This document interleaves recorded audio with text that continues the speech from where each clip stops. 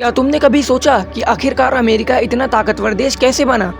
इसका इतिहास जानने के लिए हमें 1412 ईस्वी में जाना होगा, जब एक इटालियन एक्सप्लोरर क्रिस्टोफर कोलंबस ने अपनी नाव निकाली और यूरोप और इंडिया को मिलाने वाले समुद्री रास्तों को ढूंढना शुरू किया। अब दोस्तों, आपके दिमाग में ये सवाल उठना चाहिए कि आखिर वो समुद्री रास्तों को ही क्यों ढूंढना चाहता था, जबकि वो पहले से ही इंडिया और यूरोप को मिलाने वाले लैंड रूट के बारे में जानते थे। दरअसल दोस्तों, उस वक्त इंडिया से कई यूरोपियन देश मसाले व कपड़े का व्यापार करने आते थे। व्यापार करने के लिए वो जो रास्ते अपनाते थे, दरअसल वो रास्ते अब ऑटोमन एम्पायर के कब्जे में आ गया था। दोस्तों, अब मैं आपको अगले पार्ट में बताऊंगा कि आखिरकार अमेरिका को रेड इंडियन क्यों कहते थे। इस वीडियो के अंदर हम ऑटोमन एम्पायर का इतिहास जानेंगे। ये एक ऐसा साम्राज्य था जिसका नाम दुनिया के सबसे बड़े साम्राज्यों और सबसे ज्यादा दिनों तक रहने वाले साम्राज्यों में गिना जाता था।